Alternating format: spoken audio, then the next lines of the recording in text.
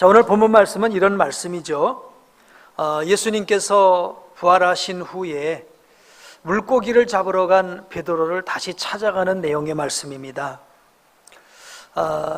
부활하신 예수님을 베드로가 만났어요. 그렇죠?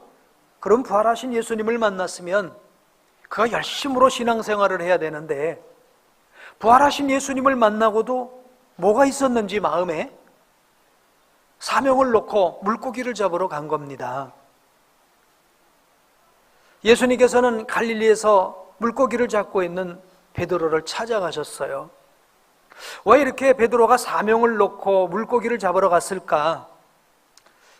이유를 생각해 보면 크게는 이거 같습니다. 죄책감과 자책감입니다. 내가 예수님을 3번이나 부인했는데 나 같은 것이 어떻게 주를 위해서 일할 수 있을까? 라고 하는 죄책감, 자책감.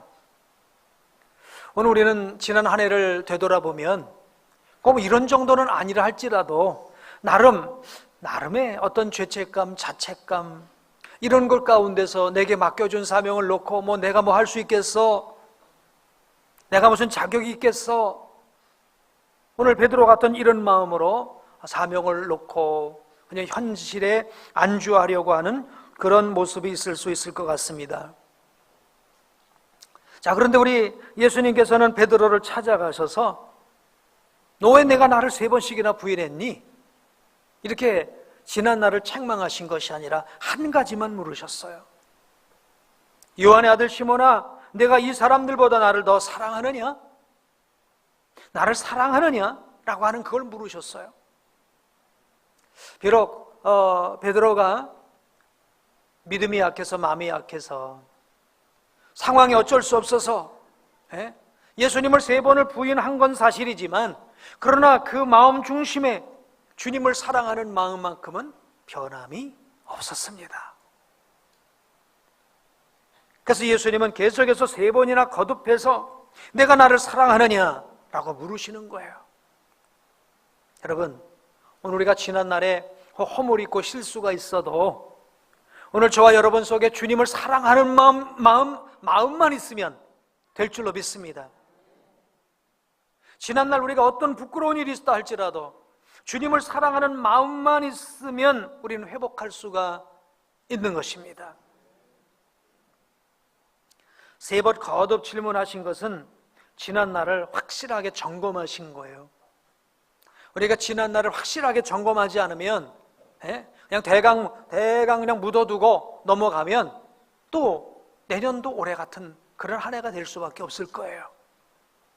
확실하게 점검하고 또 내 안에 정말 주님을 사랑하는 것이 분명한지 이거 확실하게 세울 수 있게 되길 축복합니다.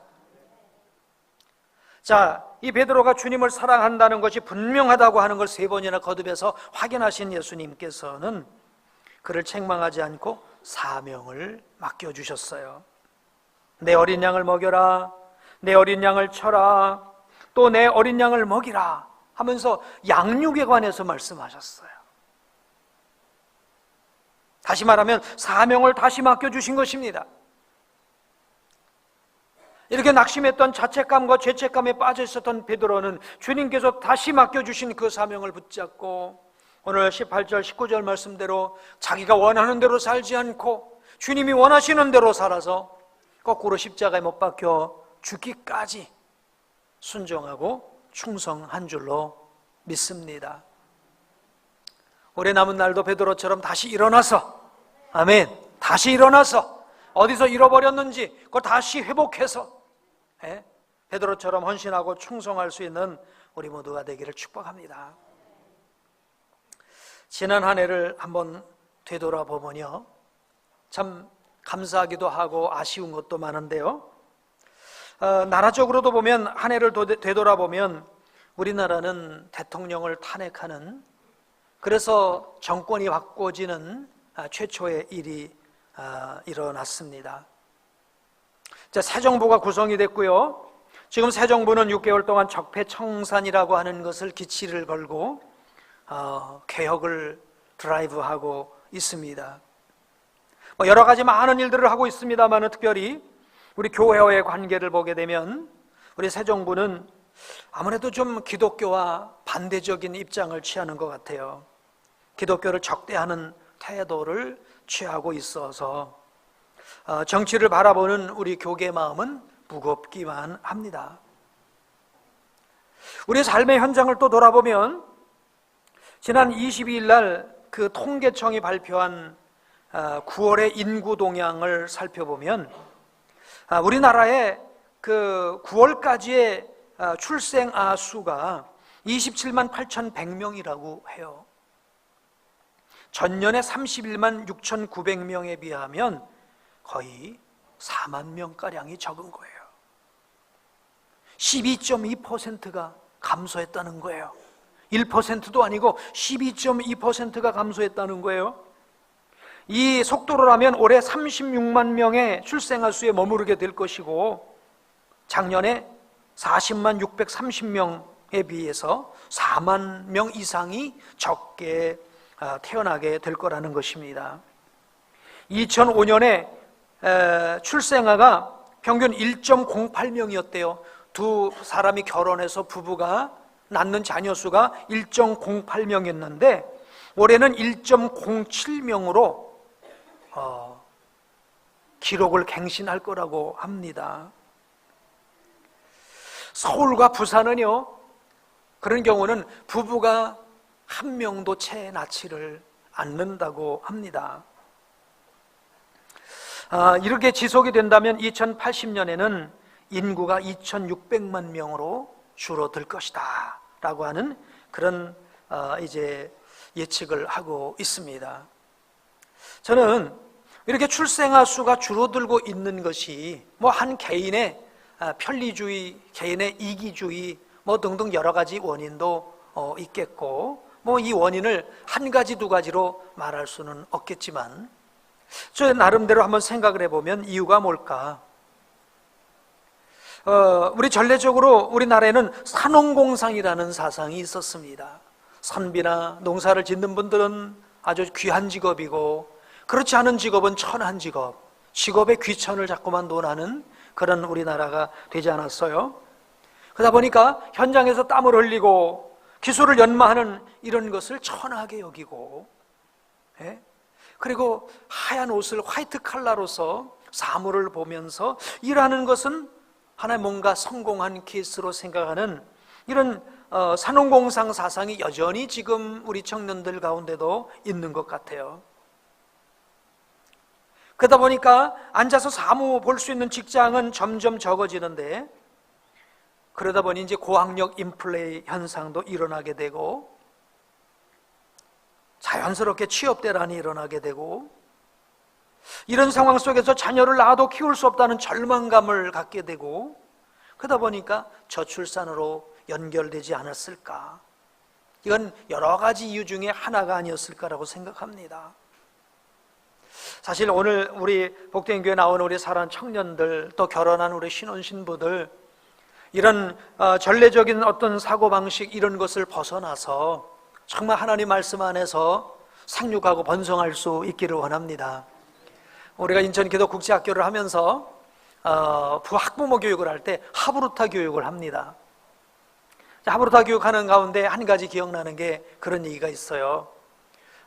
이제 유태인들은 이런 자녀들을 어떻게 교육하는지요? 그 자녀들이 이런 의식을 갖고 있다는 거예요. 고등학교 3학년 학생한테 물었다는 거예요. 내 꿈이 뭐니? 그랬더니 저는요 얼른 시집가서 자녀를 5명 정도 낳는 거예요. 그래서 내 꿈은 어째 그래? 그 정도밖에 안 되니? 왜 이게 나쁜 꿈이에요? 좋은 엄마가 되는 게 최고의 꿈이에요. 그런 이제 의식을 갖고 있다라고 해요. 오늘 우리의 의식도 조금 좀 바꿔줘야 되겠다 그런 생각이 들어요.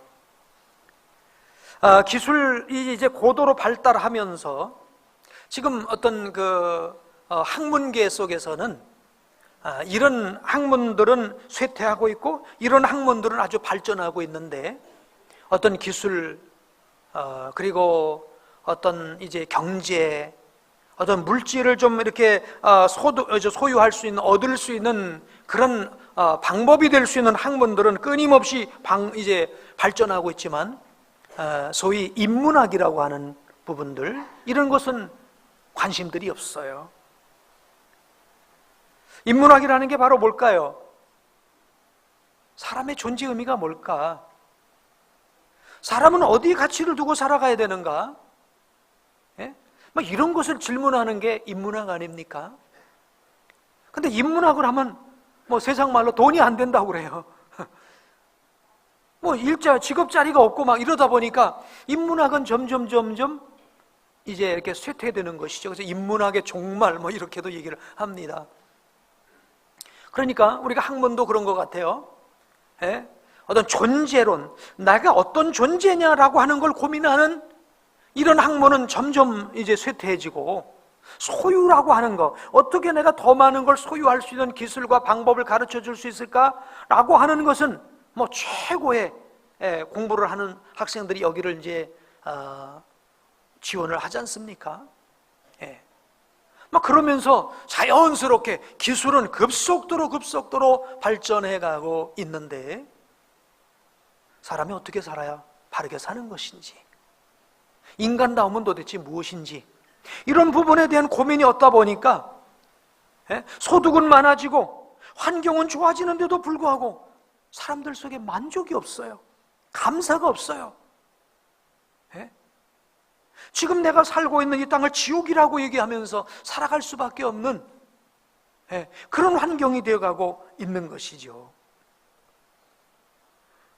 그런 부분에 개발을 많이 해서, 기술은 개발해서, 그리고 이제 물질은 많이 얻을 수 있는 그런 길들은 열려 있지만, 마음은 다 허전한 빈 가슴이 되고 만 것이죠.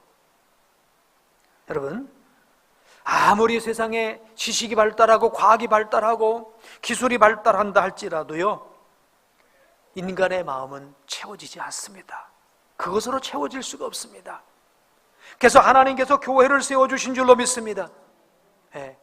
교회를 통해서 전해지는 하나님의 말씀을 통해서 우리가 무엇을 향해서 달려가야 하며, 무엇이 우리의 삶의 진정한 의미인가, 이걸 우리에게 발견해 주는 것이 하나님의 말씀인 줄로 믿습니다.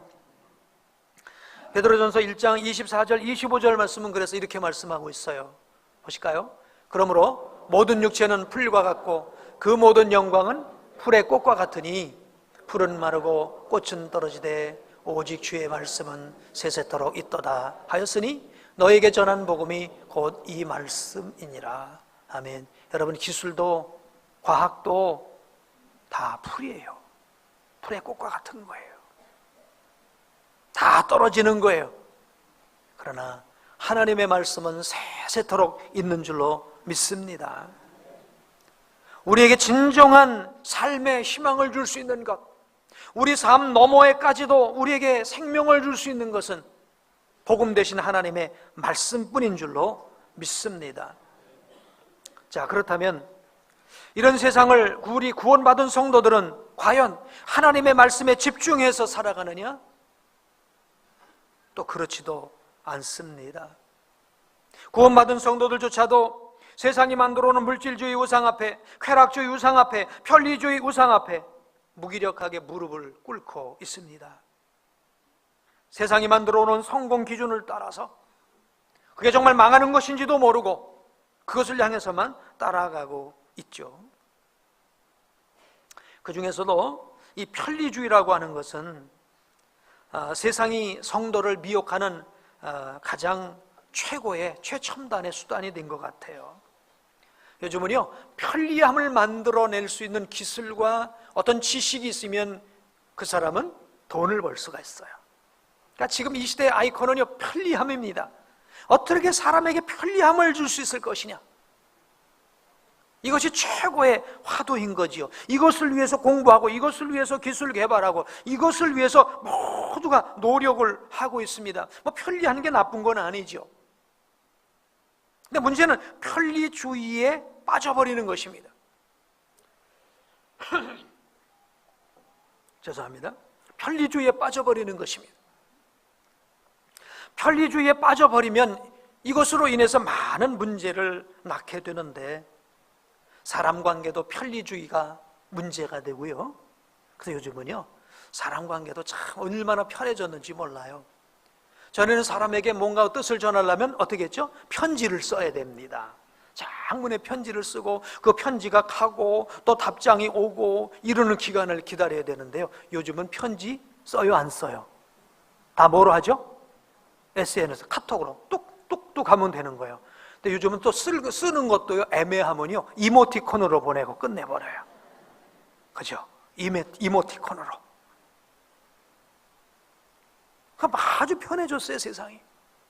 그러니까 사람 관계도 그렇게 되는데 또 하나님과의 관계조차도 편하게, 그러니까 신앙생활이 편리주의에 적용되어져서 신앙생활마저도 이렇게 편해져 버렸어요. 그래서 어떤 교회든지 나를 편하게 해주는 교회가 좋은 교회다. 아멘 안 하셔서 감사합니다. 나를 편하게 해주는 교회가 좋은 교회입니까? 여러분, 설교는요, 짧게 해야 좋은 겁니다. 그죠? 왜 나를 편하게 해주니까? 아무리 좋은 설교도 길면 이건 아니에요. 그러니까 모든 것이 편리주의가 이렇게 예배 가운데도 들어왔어요. 예배도 가능한 한 짧게, 모든 것이 편하게. 그러다 보니까 오늘 우리의 신앙생활은 이 편리주의 앞에서 신앙생활이 그냥 무기력하게 무너져 내리고 있어요. 예배도 한 번, 두 번 빠지면서 편하게 하면서 하나님과의 관계가 점점 멀어지고 우리의 마음은 나도 모르는 사이에 간경화되듯이 굳어져 가고, 이런 어떤 영적 상태가 지금 되어지고 있습니다. 우리는 지금 세상이 만들어 놓은 세상의 풍속, 그 풍속 앞에 무기력하게 굴복하고 있지 않는지 한번 되돌아봐야 될 줄로 믿습니다. 세상의 풍속은 사단 마귀가 주장하고 있다고 에베소서 2장 2절에 말씀하고 있는데요, 믿음의 삶을 살아가는 우리 성도들은 세상의 풍속을 저항해야 할 프로테스탄트인 줄로 믿습니다. 우린 저항해야 됩니다. 그리고 하나님의 기준을 따라 하나님의 풍속을 따라서 살아가야 됩니다.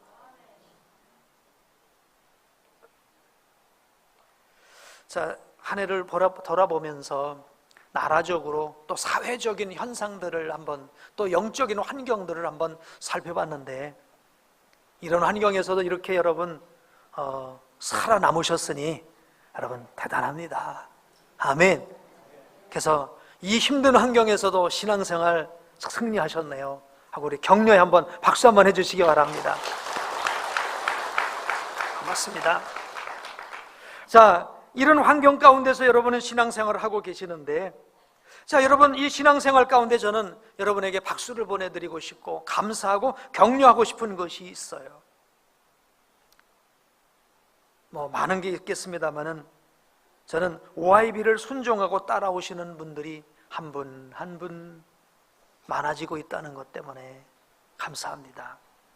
저는 어제 이렇게 그 초등부 아이들이 OIB 영성일기를 쓴 것을 책으로 만들었더라고요. 그래서 저한테 주는 거예요. 이걸 봐달라고. 근데 아이들을 보니까 영성일기 한 구절을 쓰고 영성일기를 쓰는데요, 아이들이 된 소리 안 된 소리가 아니라 된 소리만 썼더라고요. 정말 썼어요. 야, 우리 아이들도 이렇게 하는구나. 또 우리 어른들도 어떤 분들은, 정말 많은 분들이 한 분 한 분 이것이 습관이 돼서 날마다 말씀 앞에 서고요, 날마다 주의 음성 듣고요, 하나님의 말씀을 활력소로 삼아서 살아가는 성도들이 많아지고 있다고 하는 것, 참 격려의 박수를 보내고 싶습니다.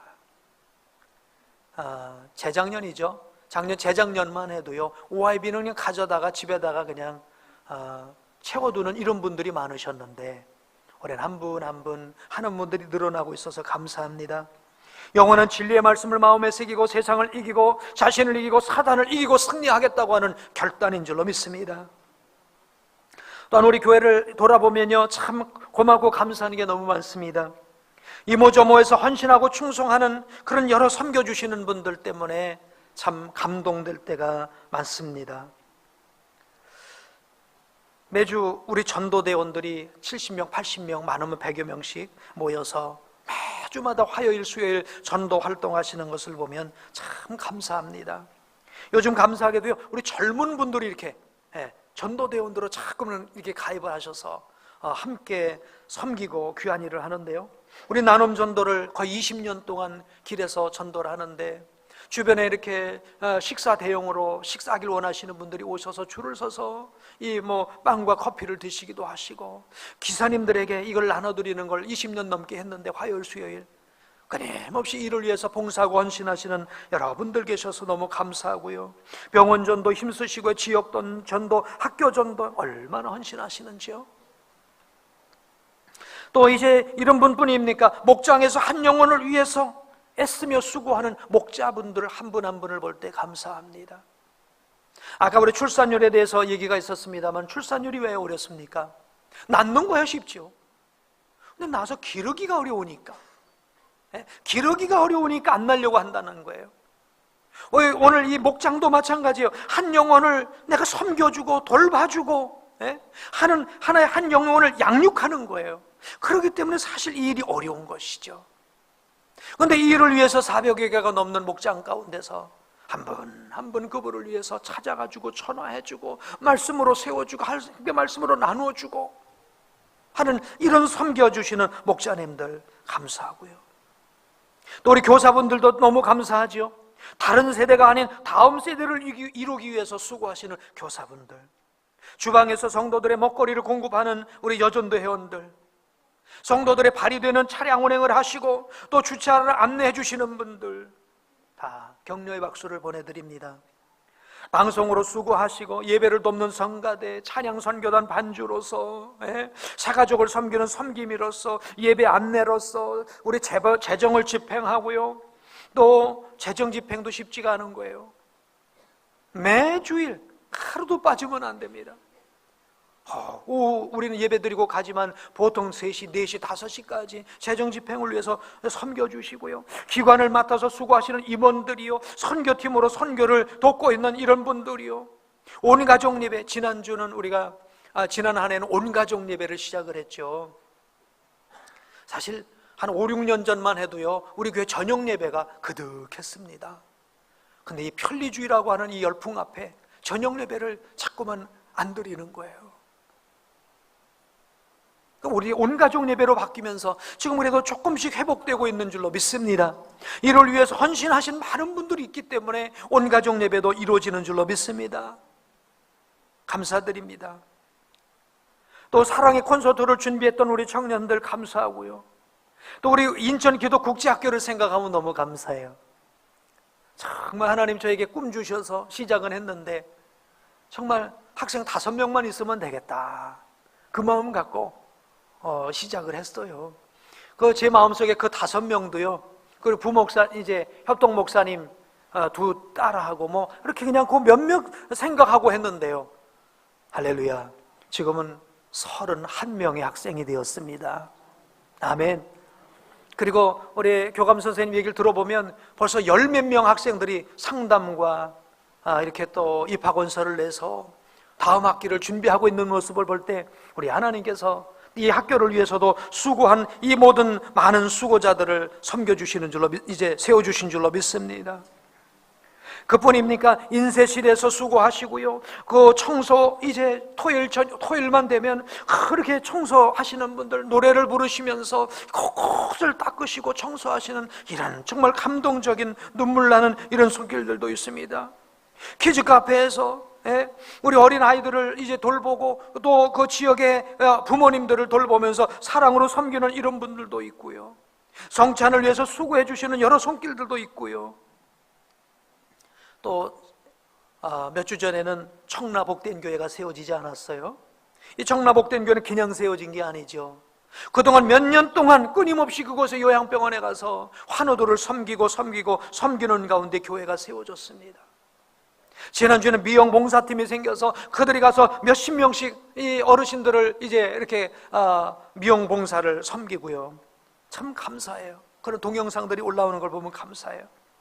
길병원에서, 베드로 병원에서 복음을 전하는 이런 분들, 이런 걸 듣다 보면 한이 없겠죠. 여러분 섬겨주시는 거 다 제가 열거할 수가 없어서 이 정도로 마칩니다만은, 이제 무엇보다도 우리 복된 교회 한 가족이 되어서 어렵고 힘들고 어떤 상황이 되었더라도 가족 공동체로서의 이 공동체성을 이제 지켜나가며 내 자리를 지키며 교회를 교회되게 하는 우리 성도님들 한 분 한 분 모두에게 감사를 드립니다. 사역을, 그런데 이렇게 정말 감사한 일도 많지만 또 사역을 되돌아보면 참 아쉬움도 많습니다. 조금 전 말씀드린 것처럼요, 말씀으로 양육하는 것에 대한 부담감 때문에 양육을 자꾸만 회피하려고 하는 이런 일들이 일어나는 것 때문에 아쉬움이 있습니다. 여러분, 아이를 낳는 것보다 양육하는 게 더 힘든 것처럼 한 영혼을 위해서 씨름하는 게 얼마나 힘들까요? 양육은 피를 말리는 사역입니다. 자기를 태워서 빛을 비추는 양초처럼요, 자기 시간을 들이고 자기 물질 들이고 자기 노력을 들여서 한 영혼을 위해서 투자하는 게 바로 양육이죠. 힘들기 때문에 다 나를 양육해달라고 하지, 나에게 와서 예배 드려달라고 하지, 내가 누구를 위해서 예배 드려주고 누구를 양육해주고 섬기려고 하지 않는, 이건 아쉬움이다. 전도에도 아쉬움이 있습니다. 지금 시대 분위기에 편성해서 적극적인 태도를 잃어버렸어요.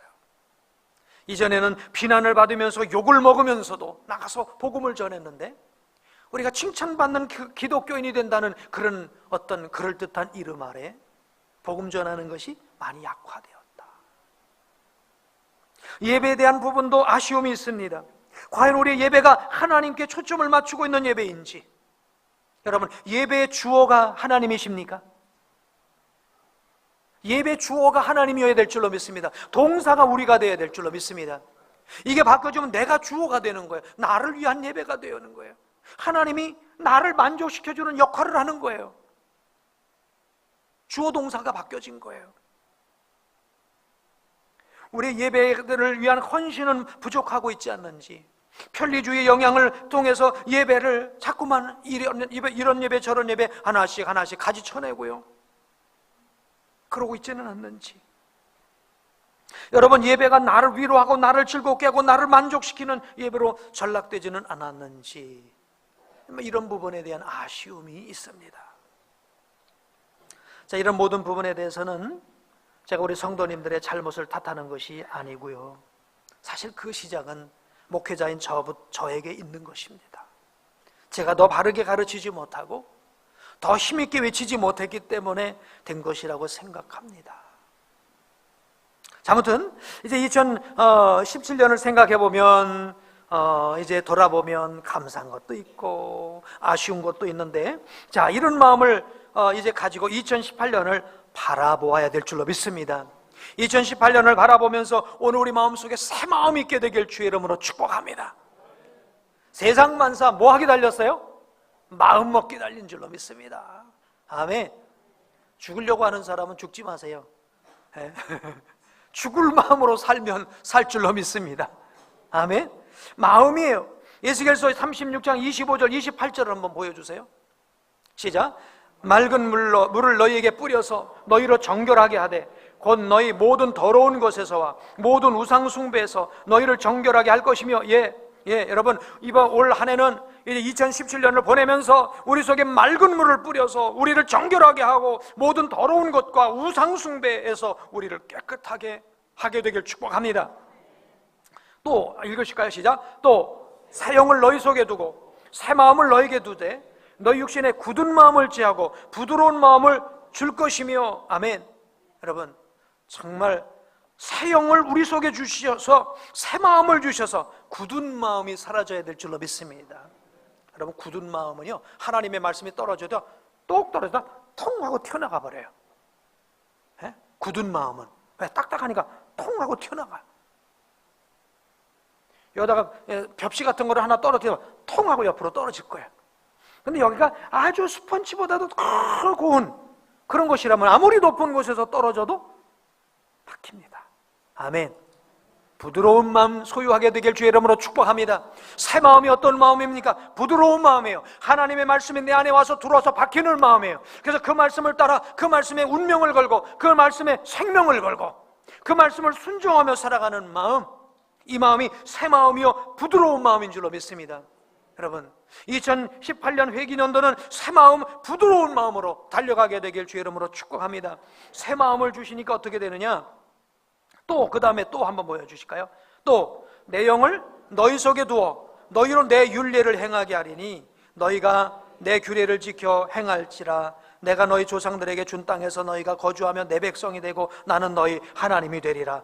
새 영을 주면 하나님의 말씀을 즐거워하면서 달려가는 게 부드러운 마음인 줄로 믿습니다.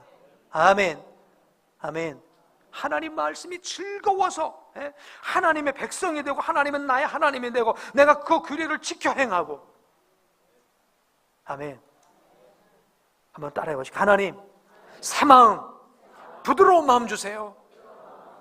우리 성령님께서 오셔서 여러분 마음속에 새 마음 주시고 부드러운 마음 주셔야 될 줄로 믿습니다.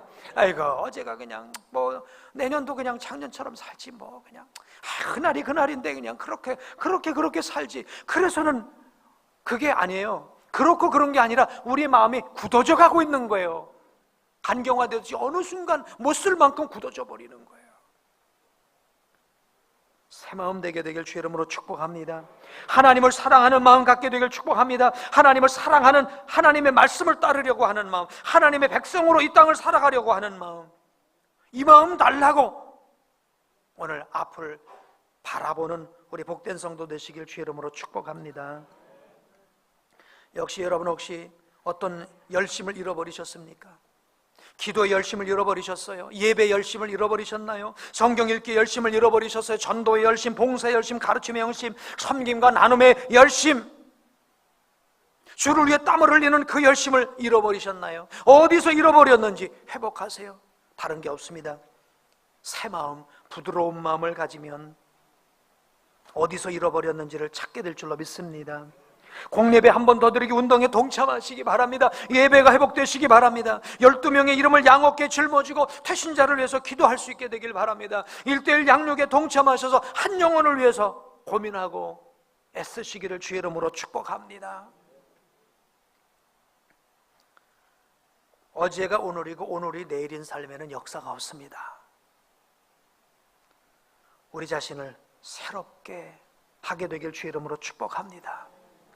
성령님 역사하셔서, 성령님 역사하셔서 내 마음을 새롭게 도와주세요. 부드러운 마음 되게 도와주세요. 그래서 하나님 말씀에 목숨을 걸고 생명을 걸고 운명을 걸고 하나님이 찾으시는 그 한 사람, 그 한 사람 내가 되겠습니다. 그런 사람, 복된 이제 성도가 우리 복된 교회에서 한 사람 한 사람 일어나게 되기를 주의 이름으로 축복합니다. 우리 말씀 앞에서 우리 찬양하실까요? 말씀 앞에서 하나님의 말씀을 두려워하는 자, 그 말씀에 생명을 가는 자, 그 한 사람 찾으시는 주의 약속을 믿어서 일어날 수 있게 되길 축복합니다. 자, 우리 오른손 들고 우리 찬양하겠습니다.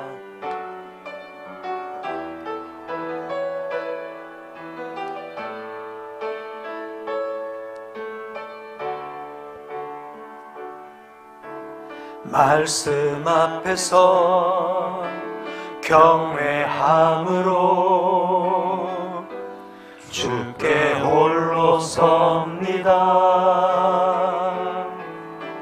생명의 말씀 읽고 순종해 주를 예배합니다. 기록된 말씀 힘이 있어서 진리로 우리 거룩해 하며 거룩한 말씀 세세 영원히 복음이 되어 말씀하시네. 하나님 말씀에 두려워 떠는 자, 그 말씀에 생명을 거는 자,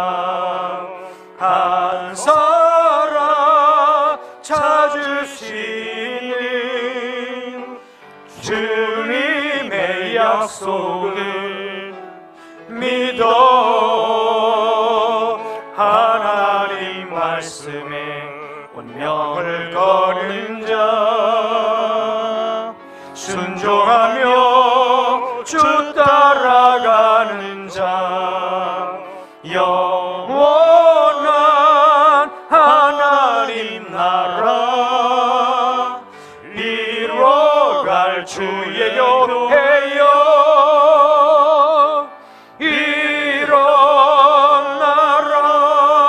일어나라. 주 말씀은 우리를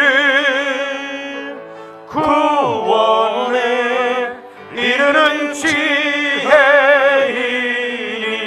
목숨과 내 뜻 다해 그 말씀에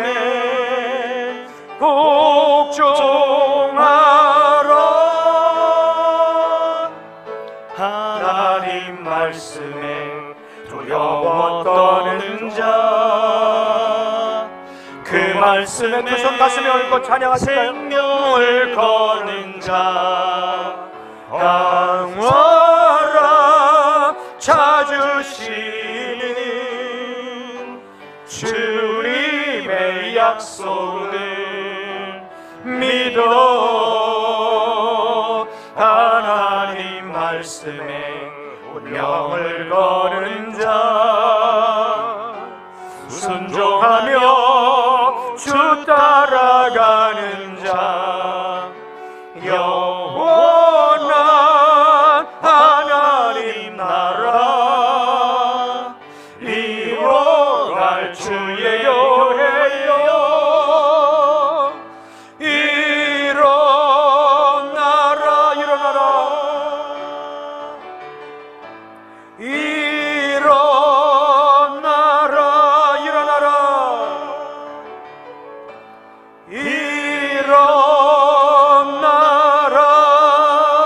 일어나라. 할렐루야. 우리 사랑하는 성도님 여러분, 우리 기도하실까요?